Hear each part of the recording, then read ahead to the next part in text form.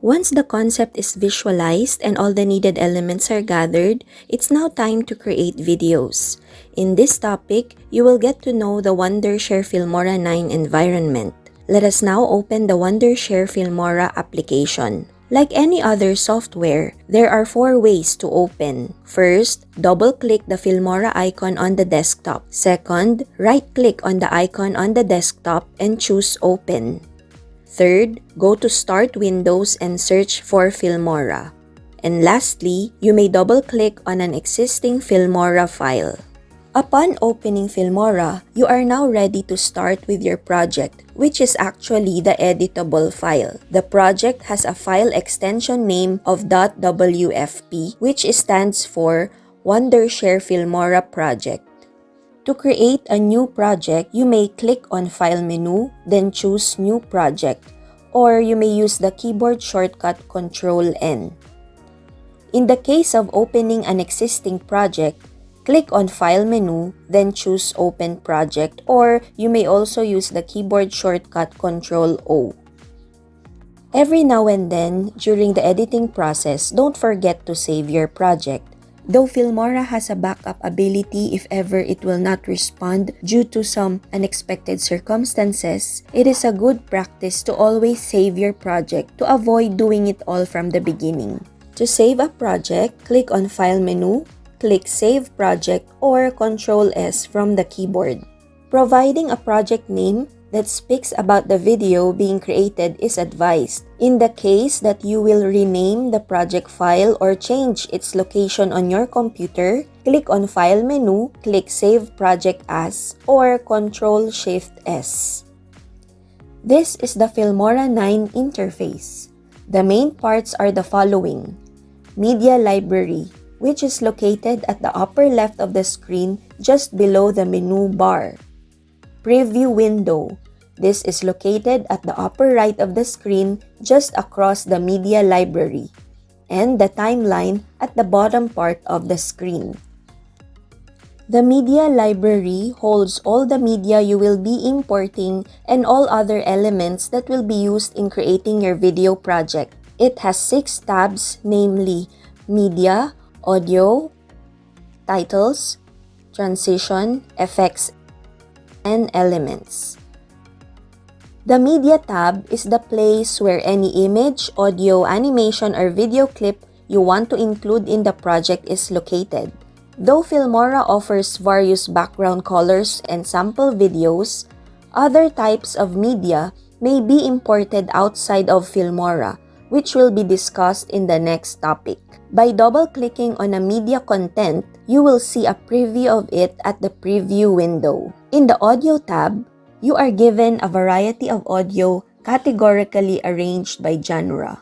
Non-copyrighted music can be used for your video project. Filmora also offers various sound effects. To listen to the audio, simply double-click on your preferred audio. You will notice on the upper right of some of the audio, there is a blue arrow down icon.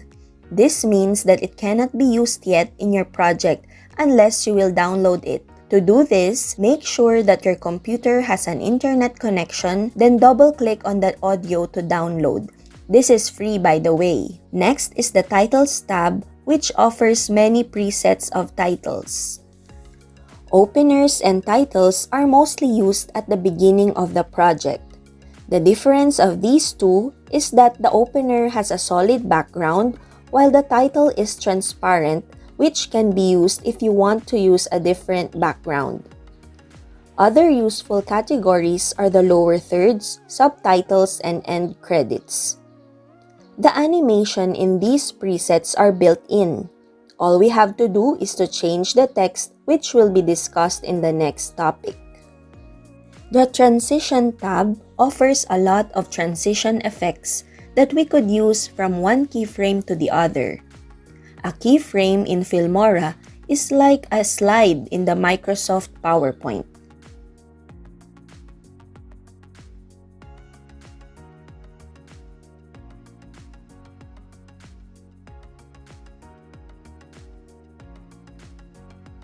Effects tab has a variety of filters and overlays such as frames that you can apply to your media content.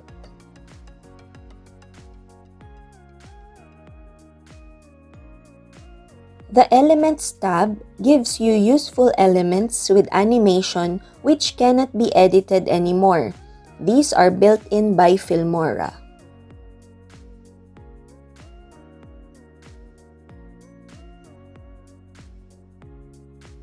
Let us now proceed with the preview window. This is the part where the video will play back from. It has the following buttons: backward and forward keyframes, play, pause, and stop, which all can be done using keyboard shortcuts. The line here lets us come across our video.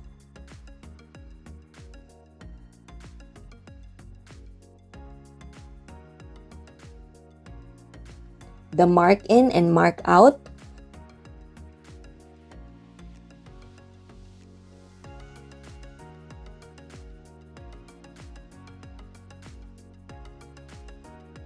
the playhead position that tells where you are in the video and how long the video is.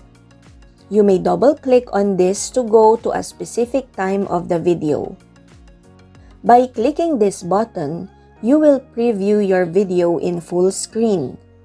Volume can be controlled from here. You may also take a snapshot of the screen on preview.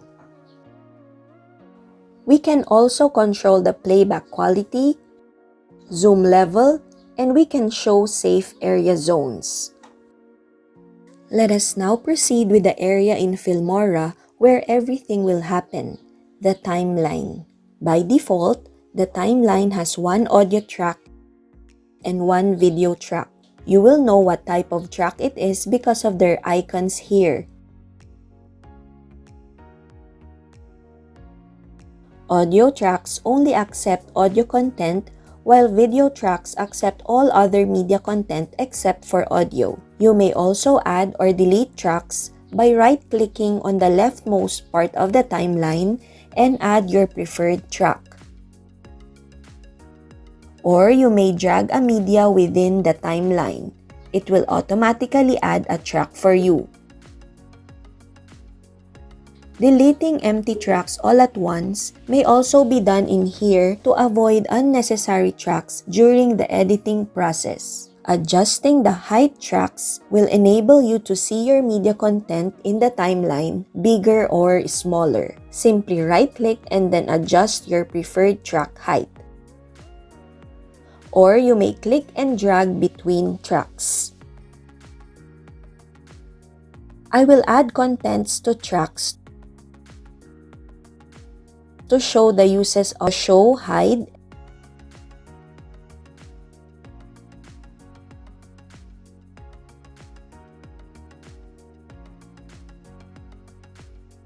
and mute, unmute features.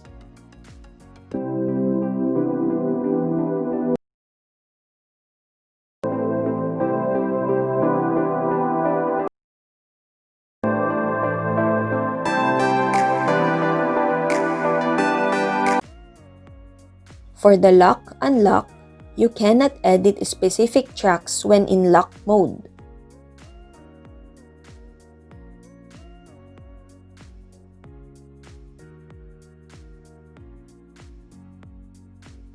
The red marker will let you go through the video. Once you add a media, it will be added wherever your red marker is. Let's go to the upper right of the timeline. The Add Marker button allows you to add as many markers as you could to help you in your video editing. This is helpful in indicating a spot on the timeline where you would like to place a particular content. Record a voice-over button allows you to record your voice and be automatically saved on your project. Audio Mixer is a tool where you can fine-tune your audio by controlling the overall levels, channels, and modes. Zoom to Fit Timeline button will fit all your media in the timeline within the screen. The plus and minus buttons here serve as zoom in and out of the timeline. Another way to zoom in and out of the timeline is by going to the top of the timeline, and you will notice the change in the mouse arrows. Left click and then drag right or drag left to adjust. Audio meter button shows the loudness of the sound being played at the moment.